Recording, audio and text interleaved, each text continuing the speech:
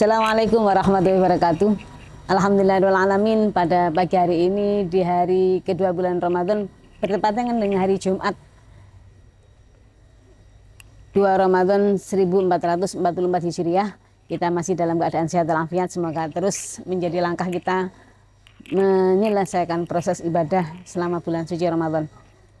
Kali ini saya akan membahas tentang hikmah puasa bulan Ramadan.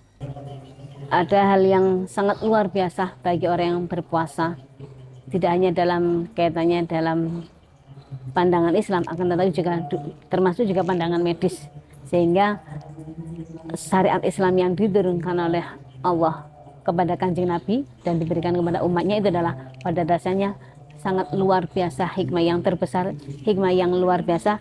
Bahkan dalam syarahnya Umdatul Qari itu, syarah kitab Sahih Bukhari, maksud saya, jadi dalam kitab Umdatul Qari, syarah kitab Sahih Al-Bukhari, dijelaskan tentang hikmah puasa Ramadan 30 hari.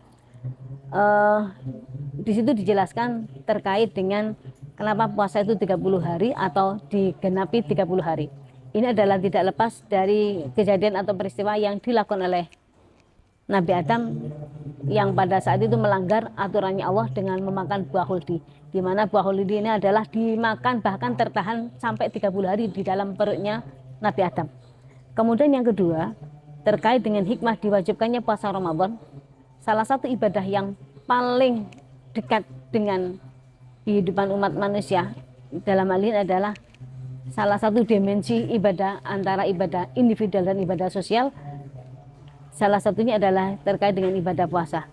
Pada ibadah puasa ini, esensi ibadah tidak hanya sekedar membangun individual secara garis lurus ke atas, akan tetapi bagaimana membangun kepekaan antara sesama umat manusia.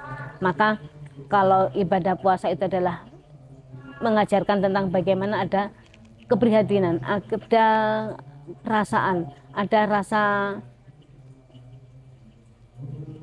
yang seharusnya dibangun oleh umat Islam, semisal bagaimana menjembatani antara seseorang dengan kaum yang dalamnya adalah orang miskin.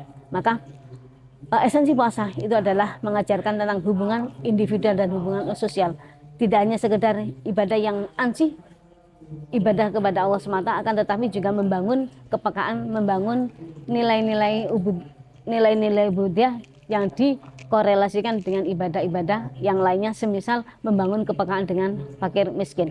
Maka sekali lagi, kalau ibadah puasa itu adalah mengajarkan tentang kita menahan diri, menahan nafsu, menahan dari hal-hal yang tidak baik, sehingga puasa itu adalah pada dasarnya sebagai salah satu langkah bagaimana pribadi manusia itu sendiri menjadi sesuatu yang dibangun tidak hanya karena egoisme, akan tetapi juga ada perasaan atau ada rasa menghormati dengan yang lain. Maka puasa Ramadan itu adalah cakupannya bagaimana membangun antara jurang antara si kaya dan si miskin, sehingga dalam bulan Ramadan itu kita disunahkan memperbanyak sedekah, memperbanyak jariah, memperbanyak melakukan hal-hal kebaikan, yang disitulah sebenarnya esensi, disitulah ada keterikatan antara orang yang kaya dengan orang yang miskin, dengan salah satunya adalah bagaimana orang yang kaya memberikan sesuatu kelebihannya kepada orang yang miskin. Maka kalau dalam kaitannya dengan Ramadan, saya yakin semuanya orang berbondong-bondong menyambut kebahagiaan Ramadan itu. Kalau dalam bahasa Jawa disebut dengan istilah megengan. Salah satu cara adalah menghidupkan tradisi ziarah makbaroh ke para leluhur. Ini tujuannya adalah salah satu cara bagaimana Ramadan adalah menjadi, pada saat itu adalah menjadi refleksi diri, mempersiapkan diri menyambut dan menyongsong bulan suci Ramadan. Maka tidak salah kalau dalam sebuah makalah disebutkan, man lam yafrah bidukhuli Ramadan lam yara farahan abada. Dijelaskan barang siapa yang tidak bahagia menyambut datangnya bulan suci Ramadan, maka orang itu tidak akan selamanya mendapatkan kebahagiaan. Naudzubillah tsumma naudzubillah. Maka gagasan kemarin yang diajarkan oleh yayasan dengan mengunjungi megengan ke makbaruh, ziarah makbaruh, itu adalah salah satu Satu, membangun kebersamaan, kemudian kita memang benar-benar siap menyambut datangnya bulan suci Ramadan. Yang kedua, terkait dengan, saya ingin menambahkan terkait dengan diwajibkannya bulan suci Ramadan. Ini ada di dalam keterangan kitab Hikmatul Tasyri' wa Falsafatuh yang ditulis oleh Syekh Imam Al-Jurjani. Ternyata ibadah puasa Ramadan itu sangat luar biasa esensinya. Ada di dalam keterangan yang keempat dijelaskan, menurut pendapat para dokter yang mengisyaratkan bahwasanya orang yang dalam hal ini terkena penyakit akut atau penyakit yang semisal penyakit diabetes atau penyakit darah tinggi, itu ternyata salah satu kuncinya adalah dengan cara dianjurkan untuk makan kurma. Karena apa? Bahwa kurma yang dimakan ini adalah lebih, meskipun secara dihitung secara glukosa 60-70%, tapi larutan manisnya itu lebih terluluhnya hati, kemudian hati itu kemudian menjadi manis, atau hati itu adalah menjadi lunak karena ada esensi kurma itu, ternyata seperti itu.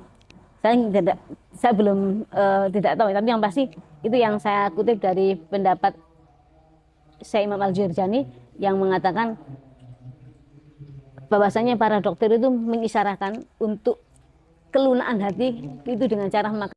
Maka kurma itu adalah termasuk sesuatu yang lembut yang bisa dicerna oleh tubuh manusia, dan itu adalah justru sesuatu yang baik meskipun itu adalah dikonsumsi oleh orang yang penyakit gula darah atau mungkin darah tinggi. Karena sesuatu yang manis itu ternyata adalah salah satu cara bagaimana menundukkan hati, bagaimana menundukkan kesombongan, bagaimana menundukkan kekerasan, karena lembutnya kurma itu ternyata sampai seperti itu.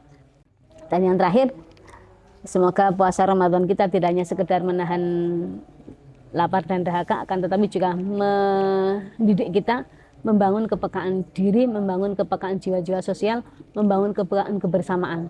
Dan yang terakhir, amal ibadah di bulan suci Ramadan itu saya kira banyak sekali hal-hal yang mungkin belum bisa dilakukan di bulan-bulan yang lalu. Kesempatan Ramadan untuk kesempatan kita untuk berbenah diri, bermuhasabah, untuk menggali hal-hal yang terbaik, semisal dengan cara membangun kepekaan